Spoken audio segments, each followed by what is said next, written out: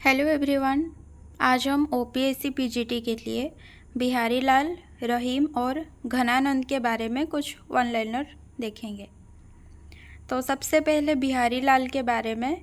बिहारी लाल रीति सिद्ध कवि थे। ठीक है, किस प्रकार के कवि थे रीति काल में? रीति सिद्ध। आचार्य रामचंद्र शुक्ल ने उन्हें रसवादी माना है, जबकि डॉक्टर नगेंद्र ने ध्वनिवादी स्वीकार किया है। तो बिहारी लाल जी को आचार्य रामचंद्र शुक्ल ने क्या माना है? रसवादी। और डॉक्टर नगेंद्र ने क्या माना है? ध्वनिवादी। श्री राधाचरण गोस्वामी ने बिहारी को पीयूष वर्षी मेघ की उपमा दी है। कौन सी उपमा? पीयूष वर्षी मेघ। बिहारी सतसई बिहारी जी की एकमात्र रचना है जो मुक्तक शैली में लिखी गई है।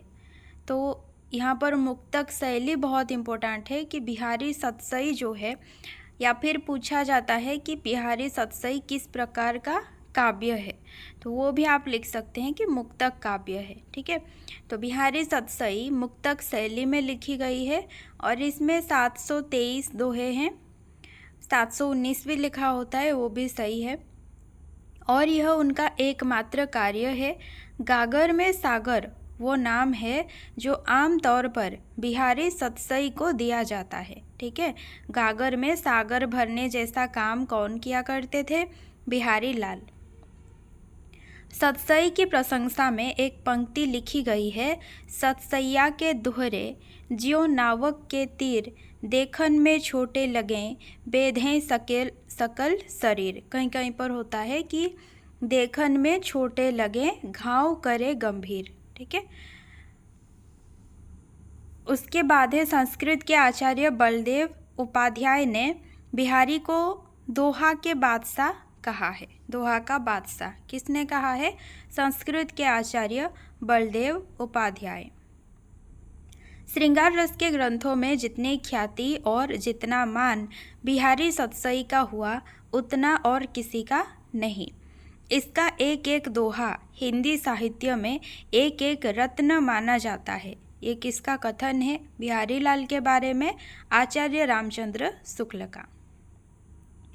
उसके बाद देखेंगे रहीम के बारे में कुछ लाइन्स। रहीम का पूरा नाम था अब्दुल रहीम, कहीं कहीं पर लिखा होता है कि अब्दुल रहीम। ठीक है, और खान खाना, अब्दुल रहीम खान खाना या फिर अब्दुल रहीम खान खाना।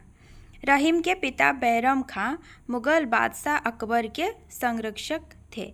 रहीम के ग्रंथों में रहीम दोहावली या रहीम सतसई, बरवई मदनाष्टक, राग पंचाध्यायी, नगर शोभा, नायिका भेद, श्रृंगार, सोठा, फुटकर बरवे, फुटकर छंद तथा पद, फुटकर कवितब, सवैये संस्कृत काव्य प्रसिद्ध हैं।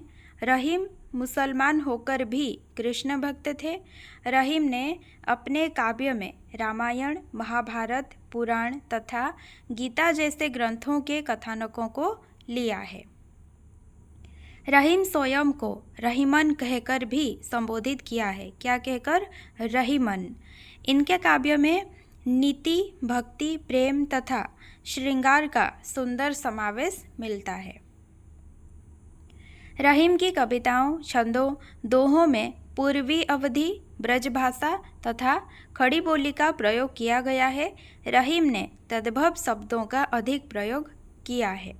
और प्रसिद्ध पंक्तियाँ अगर हम देखेंगे रहीम की, तो तरवर फल नहीं खात है, सरवर पियहि न पान, कही रहीम पर काज हित, संपत्ति संचही सुजान। ये एक प्रसिद्ध पंक्ति है। और एक क्या है? जो रहीम उत्तम प्रकृति, का करी सकत कुसंग, चंदन विष व्यापत नहीं, लपटे रहत भुजंग। ठीक है, और एक क्या है? बड़ा हुआ तो क्या हुआ, जैसे पेड़ खजूर, पंथी को छाया नहीं, फल लागे अति दूर। तो ये 3 पंक्तियाँ बहुत ही प्रसिद्ध हैं, याद रखिएगा। उसके बाद आते हैं घनानंद। घनानंद रीतिकालीन रीति मुक्त काव्य धारा के शिखर पुरुष हैं। हिंदी साहित्य में प्रेम की पीर के कवि के रूप में प्रसिद्ध हैं। कौन? घनानंद। घनानंद का काव्य गहरी अनुभूतियों का काव्य है।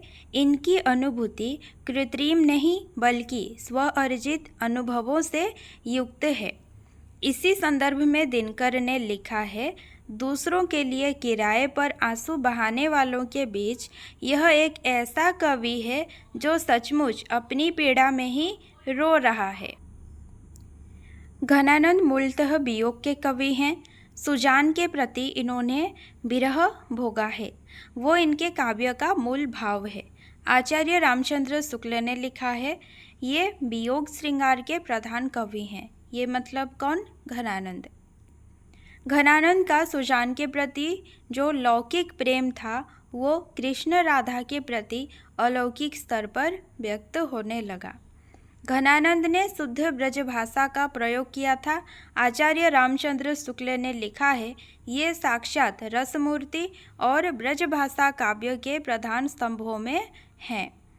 शब्द शक्तियों के प्रयोग की दृष्टि से घनानंद ने लक्षणा एवं व्यंजना का बड़ा सटीक व सादा प्रयोग किया है। तो कौन कौन सी शब्द शक्तियों का प्रयोग किया था? घनानंद ने लक्षणा एवं व्यंजना। घनानंद की प्रमुख काव्य कृतियाँ क्या हैं? देखिए, सुजानसार, इश्कलता, बिरह लीला, वियोग बेली, कोकसार, कृपाकंद, रस केली वल्ली और यमुना यस।